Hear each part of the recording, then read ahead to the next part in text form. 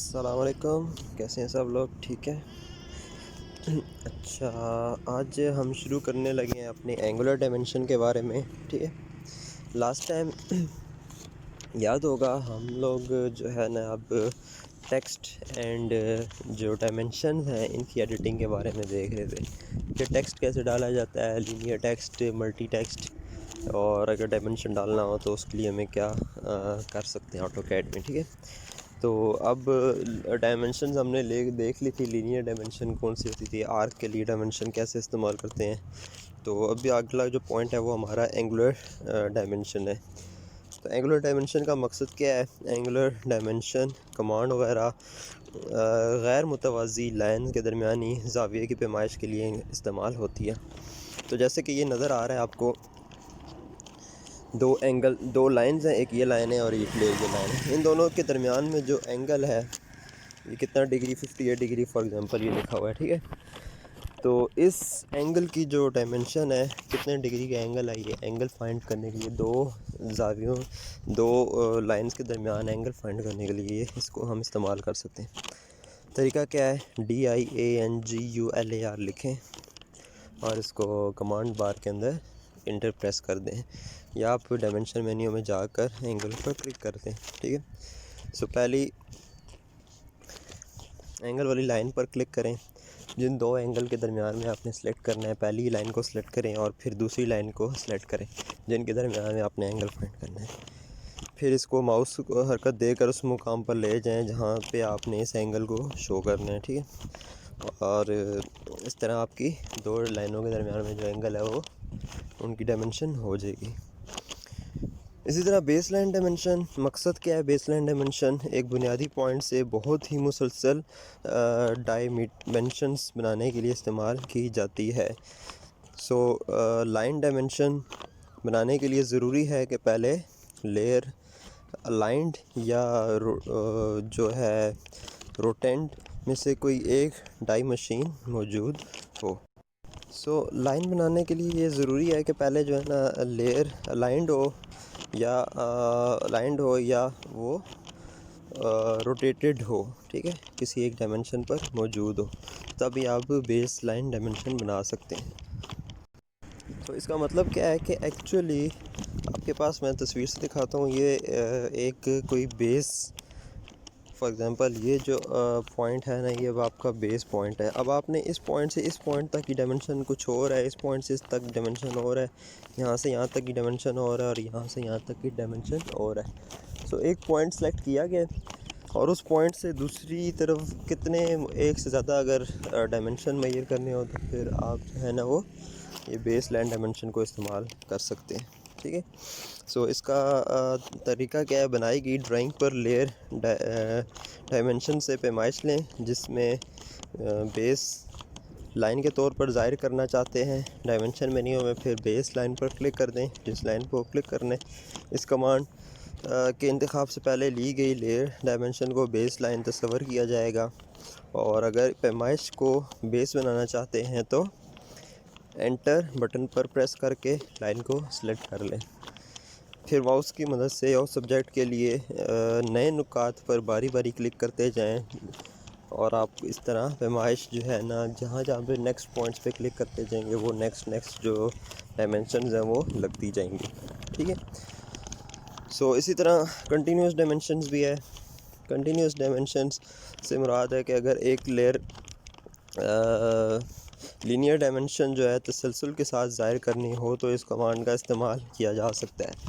और ये command base line dimension की तरह की ही होती है, लेकिन ये फ़र्क है कि कंटिन्यू डायमेंशन किसी एक लाइन पर मुनहसर नहीं होती, बल्कि हर डायमेंशन का बेस पॉइंट पिछली डायमेंशन का आखिरी पॉइंट हो जाता है। इस तरह मुसलसल कंटिन्यूटी डायमेंशन जो है वो बन जाती है।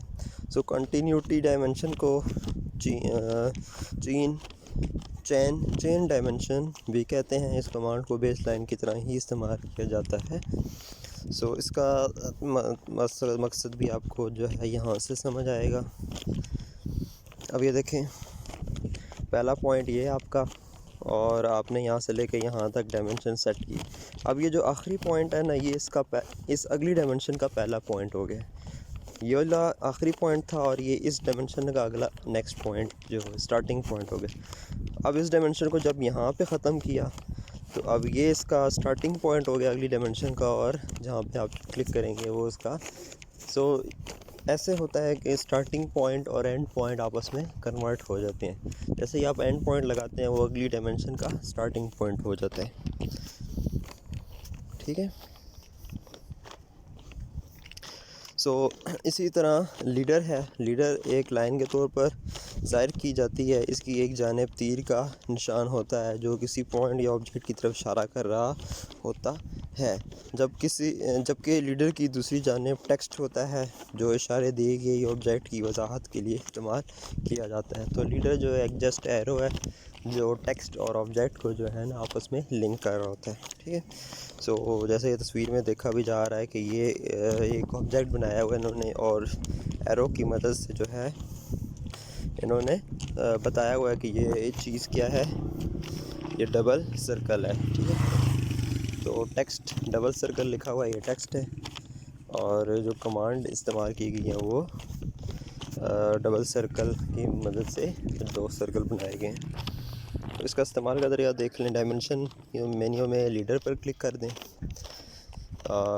डायमेंशन मेन्यू में से लीडर में को सिलेक्ट करें, और फिर ड्राइंग के किसी भी हिस्से पर क्लिक करके लीडर का पहले पॉइंट पर क्लिक करें, और मज़ीद ही क्लिक करके लीडर का दूसरा पॉइंट सेलेक्ट कर लें। लीडर के दो पॉइंट्स हैं, एक एंड पॉइंट है जो टेक्स्ट के साथ टच होगा, और जो दूसरा जो है पॉइंटी नेचर की जो एज है उसका पॉइंटी एज, वो जो है ऑब्जेक्ट की तरफ इशारा हो जाएगा। तो आप एक ऑब्जेक्ट की तरफ इंटर कर क्लिक करें और देन दूसरा टेक्स्ट की तरफ क्लिक करें, और ये आपका एक एरो बन जाएगा।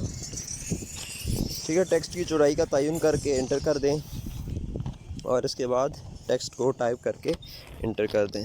तो इस तरह आपका हो जाएगा, लेदर लग जाएगा लीडर। ठीक है।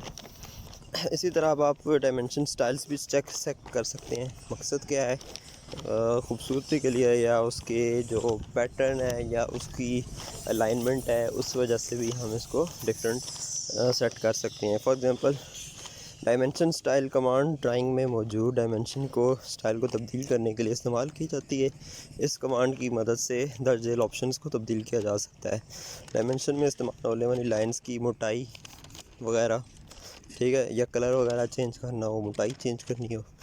इसी तरह डायमेंशन में इस्तेमाल होने वाले सिंबल्स को तब्दील करने के लिए या साइज़ उनके तब्दील करने के लिए तब भी इस्तेमाल कर सकते हैं। इसी तरह टेक्स्ट के साइज़ और रंग तब्दील करने के लिए भी हो सकता है, और इसी तरह टॉलरेंस लाने के लिए भी आप जो है इसको डायमेंशन स्टाइल्स को चेंज कर सकते हैं। फॉर एग्ज़ाम्पल दो डिफरेंट चीज़ें हैं, रीडिंग आपने लिखी है तो रीडिंग अलग टेक्स्ट से लिख सकते हैं, और आप लिखना चाहते हो कि उसके साथ टॉलरेंस की डिफरेंट वैल्यूज़ है तो आप अलग से लिख सकते हो।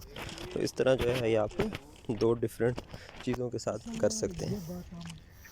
ठीक है। तो डायमेंशन मतलब दो डिफरेंट चीज़ है ना, एक डायमेंशन अलग चीज़ होती है, टॉलरेंस अलग है। तो डायमेंशंस की मेजरमेंट आप जो है ना वो किसी एक फ़ॉन्ट स्टाइल सेलेक्ट कर लें, और इसी तरह जो टॉलरेंस की लिमिट है वो किसी दूसरे स्टाइल को सेट कर सकते हैं।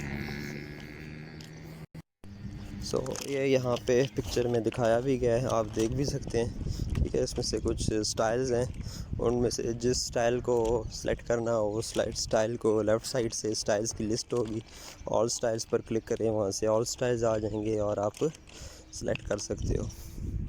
और न्यू स्टाइल मॉडिफाई करना हो तो जिस भी डायमेंशन को मॉडिफाई करना हो उस डायमेंशन को सेलेक्ट करोगे और यहाँ से मॉडिफाई पे क्लिक करेंगे तो मॉडिफाई भी हो जाएगा। इसी तरह टेक्स्ट का जो है उसको भी आप उसका स्टाइल भी चेंज कर सकते हो, फ़ॉन्ट स्टाइल चेंज कर सकते हो, टेक्स्ट का एंगल चेंज कर सकते हो, टेक्स्ट का कलर चेंज कर सकते हो, और टेक्स्ट का स्टाइल वगैरह ISO वगैरह डिफरेंट स्टैंडर्ड्स के हिसाब से आप सेट कर सकते हैं। ठीक है। तो उसके बाद हमारे पास चीज़ है क्विक डायमेंशन। क्विक डायमेंशन बहुत सी ऑब्जेक्ट्स को तेज़ रफ्तारी से डायमेंशन करने के लिए इस्तेमाल होती है। ऑर्डिनेट क्विक डायमेंशन में यह है कि कोई एक डायमेंशन है, कोई भी ख़ास है, तो आपको वो अलग से सिलेक्ट नहीं करना पड़ेगा कि ये आर्क है, ये रेक्टेंगुलर है, ये लेंथ है। तो आपने क्या करना है, सिंपली उनको सेलेक्ट करोगे और आपका क्विक डायमेंशन से क्विकली हो जाता है। ठीक है। ऑर्डिनेट ये कमांड किसी ख़ास पॉइंट से किसी ख़ास जगह तक के अमूमन फासले की पैमाइश के लिए इस्तेमाल होती है। ये 3 डायमेंशन में इस्तेमाल किए जाते हैं। एक पॉइंट से लेके आपने 3 एक्सिस में अगर चल रहे हैं तो एक पॉइंट से लेकर दूसरे पॉइंट तक की जो डायमेंशन है आप इसके ज़रिए ऑर्डिनेट 3 डायमेंशनल ऑब्जेक्ट के लिए एक पॉइंट से दूसरे पॉइंट तक का जो डिस्टेंस है वो मुहैया कर सकते हैं। टॉलरेंस ऑब्जेक्ट की खसूसियात में इसकी असल ज्योमेट्री से मुख्तलिफ होने की हद का तयन करती है। टॉलरेंस जो है वो कमांड ड्राइंग मशीन में टॉलरेंस लाने के लिए इस्तेमाल की जाती है। टॉलरेंस का कंसेप्ट आपको पता है कि क्यों डाला जाता है। टॉलरेंस में जो असल ज्योमेट्री है उससे कितना मुख्तलिफ हो सकता है, कितना उससे डेविएट हो सकता है, कितने उसके अंदर टॉलरेंस है, डिफरेंस बर्दाश्त कर सकता है, वो उस चीज़ को मेजर करने के लिए हो सकती है। ठीक। तो इसी तरह सेंटर मार्क डायमेंशन की ये ऑप्शन दायरे के सेंटर को मालूम करने के लिए इस्तेमाल की जाती है। आपने कोई ऑब्जेक्ट है उसका सेंटर पॉइंट आइडेंटिफाई करना है तो उसके लिए भी इस्तेमाल कर सकते हैं। इसी तरह ऑब्लिक ये कमांड डायमेंशन में इस्तेमाल होने वाली लाइंस को टेढ़ा करने के लिए इस्तेमाल की जाती हैं। जो ऑब्जेक्ट्स जो आपने डायमेंशन लगाई हैं उनको टेढ़ा करने के लिए इस्तेमाल की जा सकती हैं। ये सारी एडिटिंग है कि टेक्स्ट की एडिटिंग है। और इसी तरह अलाइन आपने करना हो, अलाइन डायमेंशन में इस्तेमाल होने वाले टेक्स्ट को आपने अलाइन करके जो है ना इस कमांड की वजह से अलाइन कर सकते हैं। इसी तरह डिस्टेंस कमांड भी जो है वो उसकी मदद से कमांड पॉइंट के दरमियान फासला को एंगुलर को चेक करने के लिए इस्तेमाल की जा सकती है। इस कमांड की मदद से बहुत जल्द ड्राइंग को चेक कर लिया जाता है। डिस्टेंस की कमांड के ज़रिए भी आप पॉइंट के दरमियान फासले को, बेशक वो एंगुलर हो लेंथ में हो, उसको मेजर कर सकते हैं। ठीक है।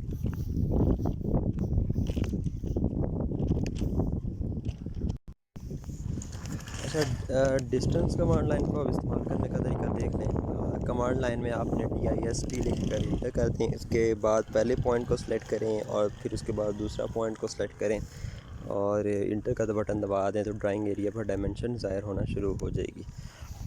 इसका दूसरा मेथड ये भी है कि टूल्स में जाएं। टूल्स की मदद से, क्योंकि आप इंक्वायरी कर रहे हैं, किसी चीज़ की डायमेंशन मालूम करनी है जो ऑब्जेक्ट बनाया है, इंक्वायरी पे क्लिक करें और उसके बाद डिस्टेंस पे क्लिक करें। पुल डाउन मेन्यू में भी टूल्स पर क्लिक करके या वहाँ से डिस्टेंस कमांड को सिलेक्ट करके कमांड को सिलेक्ट करने के बाद किसी ड्राइंग की इंक्वायरी करना आसान हो जाएगी। ये सारे मुख्तलिफ तरीके आप इसमें इस्तेमाल कर सकते हैं। अच्छा, उसके बाद है एरिया कमांड। इसका मकसद क्या है? एरिया कमांड किसी बाउंड्री का अंदरूनी एरिया और पेरीमीटर मालूम करने के लिए इस्तेमाल की जाती है। आपको पता है कि जो एरिया है, इंटरनल एरिया, पूरा के पूरे एरिया को फाइंड करने के लिए, या कोई सर्कल है या किसी किस्म की शेप है, ऑब्जेक्ट है, उसका पेरीमीटर फाइंड करने के लिए इस्तेमाल कर सकते हैं एरिया कमांड। अगर लाइनें सीधी हों तो फिर उसका तरीका अलग है, और अगर सीधी ना हो तो उसका तरीका अलग है। दोनों को वन बाय वन करके देख लेते हैं। अगर लाइनें सीधी हों तो अगर एरिया ऐसी जगह को मालूम करना चाहते हैं जिनकी तमाम लाइनें सीधी हों, मतलब कोई कोस की शक्ल मौजूद ना हो, कोई एंगल या एंगुलर शेप मौजूद ना हो, कोई बाउंड्री ना बनी हो सर्कुलर नेचर की ना हो, तो ए लिख कर इंटर करें। आपने ए लिख कर इंटर करेंगे और इस एरिया के तमाम कोनों पर क्लिक करते हुए स्टार्टिंग पॉइंट को एंड पॉइंट के साथ मिला दें तो इसका एरिया और पेरीमीटर मालूम हो जाएगा। उसकी कमांड खाली ए है। ए लिख के इंटर करेंगे और फॉर एग्ज़ाम्पल 4 पॉइंट्स हैं, फॉर एग्ज़ाम्पल आपके पास इस किस्म का शेप बनी हुई थी, तो आपने क्या करना है, पहले इस पॉइंट को सिलेक्ट करना है, पहले इस पॉइंट को सिलेक्ट करना है, फिर इस पॉइंट को सिलेक्ट करना है, फिर इस पॉइंट को सिलेक्ट करना है, फिर इस पॉइंट को, और देन दोबारा इस पॉइंट को सिलेक्ट कर देंगे ताकि ये पूरा सर्कल जो है वो, या जो भी शेप है वो कंप्लीट हो जाए। ठीक है। तो और दूसरा केस, अगर लाइन सीधे ना हो तो ऐसी जगह का एरिया मालूम करना हो जिसमें कोस शामिल हो, तो इसमें ड्राइंग को बाउंड्री कमांड की मदद से एक ऑब्जेक्ट बना लें। तो आपको क्या करना पड़ेगा, एक ड्राइंग बाउंड्री की मदद से इस पूरे ऑब्जेक्ट को पूरी जो आपकी शक्ल होगी जिसमें रेडियस या सर्कुलर नेचर की चीज़ें शामिल हुई, तो फिर आपको क्या करना पड़ेगा, इसको ड्राइंग बाउंड्री कमांड की मदद से एक ऑब्जेक्ट बना लेंगे और इसका तरीका नीचे इंटर हुआ है। ठीक है। सो आपने क्या करना है, पहले BO लिख कर एंटर करना है, फिर जिसकी आपने शेप को एरिया फाइंड करना है उसका पॉइंट पिक कर लेंगे एंड देन सेलेक्ट ऑब्जेक्ट कर लेंगे, उस ऑब्जेक्ट को सिलेक्ट कर लेंगे और फिर इंटर कर लेंगे। सो इसके साथ बाद में फिर आप क्या करेंगे, A लिखकर इंटर करेंगे। इसके बाद 0 इंटर करें। 0 इंटर करने से ऑब्जेक्ट मोड में चला जाएगा।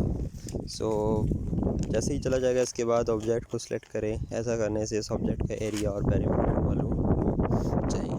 ठीक है।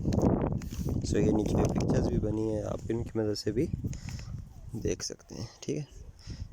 देखने के ये फॉर एग्जांपल मल्टीपल पॉइंट्स थे, पिक्चर बता रही है ये फर्स्ट पॉइंट है, ये सेकंड पॉइंट है, ये थर्ड है, ये फोर्थ है, ये फिफ्थ है, ये एंड पॉइंट है, स्टार्टिंग पॉइंट भी ये था और फिनिश पॉइंट भी ये था। तो लीनियर है, तो लीनियर की मदद से ये ऐसी स्ट्रेट लाइन आ जाएगी। अगर ये लीनियर ना हुई तो उसकी तस्वीर नीचे की बनाए। ठीक है।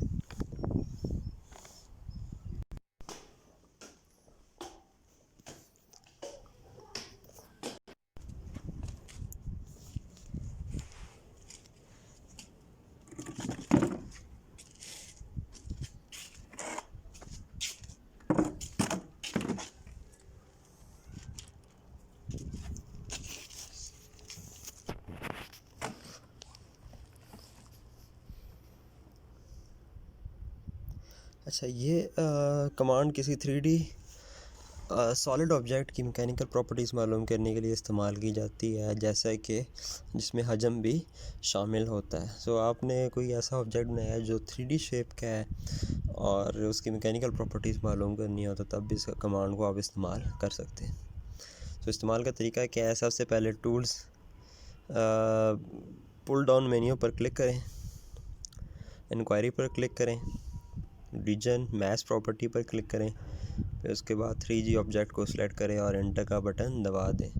तो सामने एक विंडो ओपन होगी जिसमें 3D ऑब्जेक्ट के बारे में तमाम मालूमात दर्ज होंगी। तो इसकी तमाम मुख्तलिफ़ किस्म की मैकेनिकल प्रॉपर्टीज़ जैसे वॉल्यूम हो गया, सेंट्रॉयड पॉइंट हो गया, पॉइंट ऑफ इनर्शिया हो गया, रेडियस ऑफ गायरेशन हो गया, और इस तरह की मुख्तलिफ़ जो इंफॉर्मेशन है 3D ऑब्जेक्ट की होती हैं वो आप मालूम कर सकेंगे। ठीक है। तो रीजन या मैश प्रॉपर्टीज़ के हवाले से आप इसको फाइंड कर सकते हैं। अच्छा, अब यहाँ पे आ जाए, ऑटोकैड टेक्स्ट का मकसद बयान करें, फिर मल्टी लाइन टेक्स्ट को बयान करें, सिंगल लाइन टेक्स्ट को बयान करें, डायमेंशन की कितनी इकसाम है, लीनियर, एंगुलर, आर्क वगैरह वगैरह, फिर लेयर डायमेंशन को बयान करें, लीनियर डायमेंशन को बयान करें, फिर इसी तरह अलाइंड डायमेंशन को बयान करें, एरिया कमांड को बयान करें और डायमेंशन की इकसाम की फुर्सत बनाएं। तमाम जितनी भी हमने डायमेंशंस पढ़ी हैं उन सब की आपने लिस्ट बनानी है, और ये तमाम सवालात वो हैं जो हम पूरे पिछले लेक्चर में और इस लेक्चर में हम कंप्लीट कर चुके हैं। तो ये चैप्टर 7 भी हमारा कंप्लीट हो चुका है, और जैसे ही हमारा चैप्टर 7 कंप्लीट हुआ है तो अब आप पे अगेन एक रिस्पॉन्सिबिलिटी आ गई है असाइनमेंट की। तो ये तमाम सवालात जो है ना, आपने 8 या 9 ये जितने भी सवालात बन रहे हैं ये तमाम आपने एक कागज़ पे रफ पेज के ऊपर लिखने हैं, असाइनमेंट के तौर पे आपने इनको सबमिट करवाना है। ठीक है। तो मेरा नहीं ख्याल कि आप कोई इस यहाँ तक अभी तक के जो लेक्चर है इसमें कोई डिफ़िकल्टी हो, कोई प्रॉब्लम हुई हो, तो आप लोग पूछ सकते हो कोई भी चीज़ समझ ना आई हो, डिस्कस करनी हो, इसको हम थ्योरेटिकली लैब्स में भी जाके देखेंगे जब कॉलेज हमारे ओपन हुए, और उससे पहले ऑनलाइन पे भी मैं जो है इसके लेक्चर ऑटोकैड के ऊपर बना के डाल दूँगा, वो भी आप देख सकते हैं। ठीक है, कुछ टाइम नेक्स्ट लेक्चर्स में। और अभी तो नेक्स्ट में आई थिंक आपकी 24 से छुट्टियां भी शुरू हो रही हैं, तो इसके हवाले से भी आप जो है ना छुट्टियों में रिलैक्स करें, बेशक इंजॉय करें, विंटर वेकेशंस इंजॉय करें। और ये जो है नेक्स्ट लेक्चर के स्टार्ट में आपकी, क्योंकि ये सारी जो काम है ना, ये आपके असाइनमेंट्स जो हैं आपकी परसेंटेज पे फ़र्क डालेगा। मैं पहले दिन से बता रहा हूँ और बार बार बता रहा हूँ। तो इसी तरह आपने जो है ना इसको प्रॉपरली देखना है, इसको समझना है, इसको जो असाइनमेंट है वो करना है। अटेंडेंस लाजमी लगाएं। आप लोग शायद भूल गए हैं कि आपके अटेंडेंस ना लगने से आपको 100 रुपीज़ पर क्लास का फ़ाइन होता है, या एक दिन अटेंडेंस ना होने की आपका 100 रुपीज़ फ़ाइन होता है। ठीक है, तो अगर आप अटेंडेंस नहीं लगाओगे तो आपके जो एक दिन का फ़ाइन है 100 रुपीज़ है, तो आप ख़ुद अंदाज़ा लगा लें आपने कितनी क्लासें मिस की हुई हैं अभी तक। तो आपको उस चीज़ का आइडिया हो जाएगा कि कितना आपका नुकसान हो चुका है। तो आगे अपना नुकसान मत करें, अटेंडेंस जो है लगाएं, टाइम पर लगाएं, भेजें, अपने अपने टीचर्स को भेजें, ताकि आपके ऊपर फ़ाइन का जो है ना वो बोझ ना आ सके। व्हाट्सएप पर सारे मैसेज सीन करते हो, लेकिन ना आप अपनी असाइनमेंट भेज रहे हैं, अभी तक किसी ने भेजी है ना, आप अपनी रोल नंबर लिख के भेजते हैं अटेंडेंस के लिए भी। तो ये आप अपने लिए मुसीबत खुद ही खड़ी कर रहे हैं। ठीक है, तो अभी लास्ट कुछ मिनट्स हम देख लेते हैं और वेट करते हैं कि देखते हैं किसी को कुछ चीज़ पूछनी हो, तो फिर इसके बाद हम इस क्लास को डिसकंटिन्यू कर देते हैं।